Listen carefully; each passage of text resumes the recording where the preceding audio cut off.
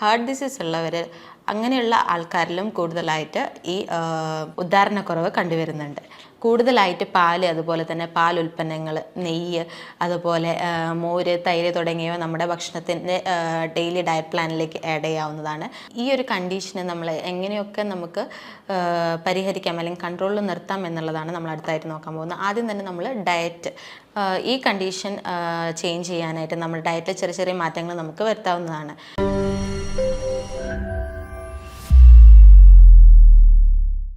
നമസ്കാരം, ഞാൻ doctor Athira, chief physician, Bhoomi natural cure and wellness, Koottanad. ഇന്നത്തെ വീഡിയോയിൽ നമ്മൾ സംസാരിക്കാൻ പോകുന്നത് ശീഘ്രസ്ഖലനം, അതായത് പ്രിമച്വർ ഇജാക്കുലേഷൻ, അതുപോലെ തന്നെ ഇറക്ടൈൽ ഡിസ്ഫങ്ഷൻ, അതായത് ഉദ്ധാരണക്കുറവ് എന്നീ രണ്ട് കണ്ടീഷനുകളെ കുറിച്ചാണ്. ഏറ്റവും കൂടുതൽ ആളുകൾ മടി കാണിക്കുന്ന, പറയാനായിട്ടും അതുപോലെ തന്നെ ഡോക്ടേഴ്സിനെ കൺസൾട്ട് ചെയ്യാനായിട്ടും മടി കാണിക്കുന്ന ഒരു കണ്ടീഷനാണ് ഉദ്ധാരണക്കുറവ് എന്ന് പറയുന്നത്.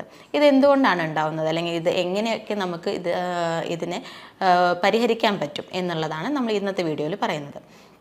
ആദ്യം തന്നെ എന്തുകൊണ്ടാണ് ഇതുണ്ടാവുന്നതെന്ന് വെച്ച് കഴിഞ്ഞിട്ടുണ്ടെങ്കിൽ, നമ്മുടെ ലിംഗത്തിലേക്ക് ശരിയായ രീതിയിൽ ബ്ലഡ് സപ്ലൈ ഇല്ലാതിരിക്കുമ്പോൾ ഉണ്ടാവുന്ന ഒരു കണ്ടീഷനാണ് ഇറക്ടൈൽ ഡിസ്ഫങ്ഷൻ എന്ന് പറയുന്നത്. ഇത് രണ്ട് തരത്തിലുള്ള കാരണങ്ങൾ മൂലം ഉണ്ടാകാം. ഒന്ന് ഫിസിക്കലായിട്ടുള്ള കാരണങ്ങൾ മൂലം, അതുപോലെ തന്നെ അല്ലെങ്കിൽ സൈക്കോളജിക്കലായിട്ടുള്ള കാരണങ്ങൾ മൂലം ഉണ്ടാകാം. ഫിസിക്കലായിട്ട് കാരണങ്ങൾ എന്തൊക്കെയാണെന്ന് വെച്ച് കഴിഞ്ഞിട്ടുണ്ടെങ്കിൽ, ഹൈ ബ്ലഡ് പ്രഷർ, അതുപോലെ തന്നെ ഹൈ ബ്ലഡ് ഷുഗർ, അതുപോലെ ഹൈ ആയിട്ടുള്ള കൊളസ്ട്രോൾ, ഈ കണ്ടീഷൻസൊക്കെ ഈ ബ്ലഡ് സപ്ലൈ ബ്ലോക്ക് ചെയ്യാനായിട്ട് കാരണമാവുന്നുണ്ട്. അതുപോലെ തന്നെ പിന്നെ മറ്റ് കണ്ടീഷനുകൾ എന്ന് പറയുന്നത്, എന്തെങ്കിലും ഇഞ്ചുറീസ് ഉണ്ടായിട്ടുണ്ടെങ്കിൽ, പെൽവിക് ഏരിയയിലോ അല്ലെങ്കിൽ സ്പൈനൽ റീജിയനിലോ എന്തെങ്കിലും ഇഞ്ചുറീസ് ഉണ്ടായിട്ടുണ്ടെങ്കിൽ അതും ഈ പറഞ്ഞ ഇറക്ടൈൽ ഡിസ്ഫങ്ഷന് കാരണമാകുന്നുണ്ട്. ഇനി മറ്റ് ചില കാരണങ്ങളെന്ന് പറയുന്നത്, എന്തെങ്കിലും മെഡിക്കേഷൻസ് കഴിക്കുന്നവരാണെന്നുണ്ടെങ്കിൽ, ഈ ആൻറ്റി ഹിസ്റ്റമിൻസ്, ആൻറ്റി ഡിപ്രസൻസ് തുടങ്ങിയ മെഡിക്കേഷൻസ് കഴിക്കുന്നതും ഇത്തരത്തിലുള്ള ഉദ്ധാരണക്കുറവിന് കാരണമാകുന്നു. ഇതുപോലെ തന്നെ ഒബേസിറ്റി ഉള്ള ആൾക്കാരിലും ഉദ്ധാരണക്കുറവ് പൊതുവെ കണ്ടുവരുന്നുണ്ട്. ഇനി മറ്റ് ചില കാരണങ്ങൾ എന്ന് പറയുന്നത്, കൂടുതലായിട്ടും ഇനി പ്രോസ്റ്റേറ്റ് ക്യാൻസർ അല്ലെങ്കിൽ അതിനു വേണ്ടി ട്രീറ്റ്മെൻറ്റ് എടുത്തുകൊണ്ടിരിക്കുന്ന ആൾക്കാരിൽ ഉദ്ധാരണക്കുറവ് എന്നൊരു പ്രശ്നം കണ്ടുവരുന്നുണ്ട്. പിന്നെ കൂടുതലായിട്ട് ടൊബാക്കോ യൂസ് ചെയ്യുന്നവർ, അതായത് പുകയില ഉൽപ്പന്നങ്ങൾ ഉപയോഗിക്കുന്നവരിൽ ഇതിൽ അടങ്ങിയിട്ടുള്ള നിക്കോട്ടിൻ മൂലം ഈ ശരിയായ രീതിയിൽ രക്തം ലിംഗത്തിലേക്ക് എത്താതിരിക്കാൻ കാരണമാവുന്നുണ്ട്. ഇനി മറ്റ് കാരണങ്ങളെന്ന് പറയുന്നത്, അമിതമായ മദ്യപാനം, അതും ഇതുപോലെ തന്നെ ഇറക്ടൈൽ ഡിസ്ഫങ്ഷന് കാരണമാകുന്ന ഒന്നാണ്. പിന്നെ ഹാർട്ട് ഡിസീസ് ഉള്ളവർ അങ്ങനെയുള്ള ആൾക്കാരിലും കൂടുതലായിട്ട് ഈ ഉദ്ധാരണക്കുറവ് കണ്ടുവരുന്നുണ്ട്. അതുപോലെ തന്നെ ടെസ്റ്റോസ്റ്റെറോണിൻ്റെ ലെവൽ കുറവുള്ള ആൾക്കാരിലും ഉദ്ധാരണക്കുറവ് കണ്ടുവരുന്നുണ്ട്. ഈ ഫിസിക്കലായിട്ടുള്ള കാരണങ്ങൾക്ക് പുറമെ സൈക്കോളജിക്കലായിട്ടുള്ള കാരണങ്ങളും ഉദ്ധാരണക്കുറവിന് വഴിവെക്കുന്നുണ്ട്.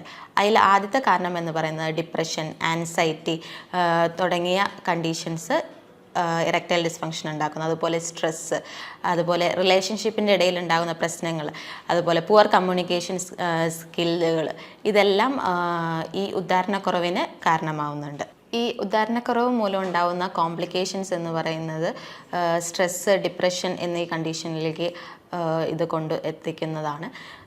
പിന്നെ മറ്റ് കാരണങ്ങളെന്ന് പറയുന്നത്, റിലേഷൻഷിപ്പ് പ്രോബ്ലംസ് ഉണ്ടാകാം, അല്ലെങ്കിൽ ഈ പാർട്ട്ണറിന് പ്രഗ്നൻ്റ് ആവാൻ പറ്റാതിരിക്കുക, ഇതെല്ലാം കോംപ്ലിക്കേഷൻസിൽ വരുന്നതാണ്.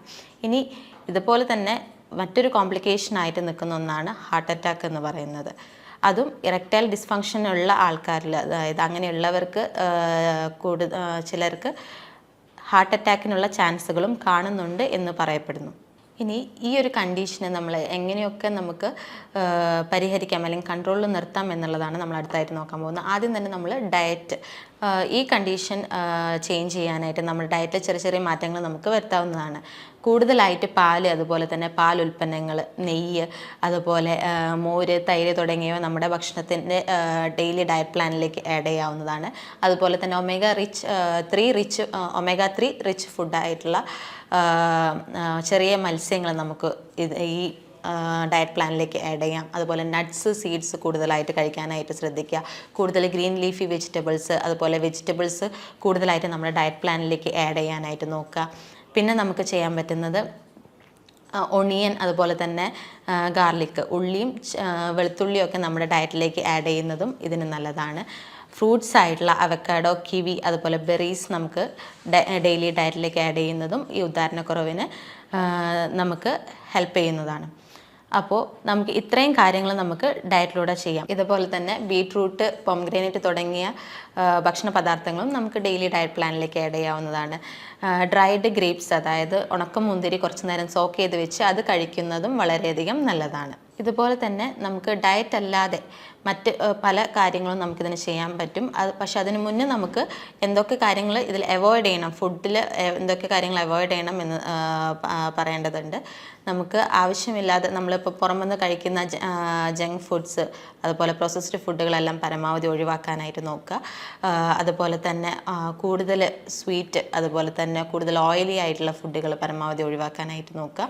ഇതോടൊപ്പം തന്നെ നമുക്ക് ഒഴിവാക്കേണ്ട 2 കാര്യങ്ങളാണ് സ്മോക്കിങ്ങും അതുപോലെ തന്നെ ആൽക്കഹോൾ കൺസംഷനും അതായത് മദ്യപാനവും. ഇത് രണ്ടും ഇറക്ടൈൽ ഡിസ്ഫങ്ഷന് വളരെ വലിയൊരു റോള് വഹിക്കുന്നുണ്ട്. ഇത് രണ്ടും കംപ്ലീറ്റ് ആയിട്ട് തന്നെ അത് നമ്മൾ ഒഴിവാക്കിയാലേ നമുക്ക് ഇതിന് എന്തെങ്കിലും ഒരു റിസൾട്ട് കിട്ടുകയുള്ളൂ.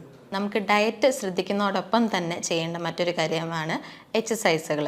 ഈ ചെറിയ എക്സസൈസുകൾ ചെയ്യുന്നത് നമ്മുടെ ശരീരത്തിനെയും അതുപോലെ തന്നെ മനസ്സിനെയും ഹെൽത്തിയായി വെക്കാനായിട്ട് ഇത് ഹെൽപ്പ് ചെയ്യുന്നു. ഇത് നമുക്ക് സ്ട്രെസ്സ്, മറ്റ് ടെൻഷൻസ് എല്ലാം ഒഴിവാക്കാനായിട്ട് ഹെൽപ്പ് ചെയ്യുന്ന ഒന്നാണ്.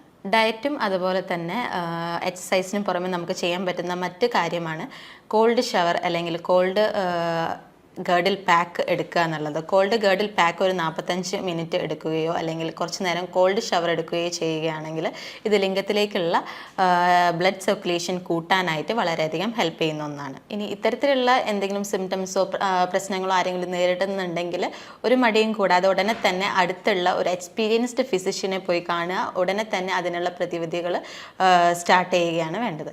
ഈ പറഞ്ഞ കാര്യങ്ങളിൽ എന്തെങ്കിലും സംശയങ്ങളുണ്ടെങ്കിൽ താഴെ പറഞ്ഞിരിക്കുന്ന നമ്പറിൽ കോൺടാക്റ്റ് ചെയ്യുക. ഇനിയൊരു നല്ലൊരു വീഡിയോ കാണുന്നത് വരെ നന്ദി, നമസ്കാരം.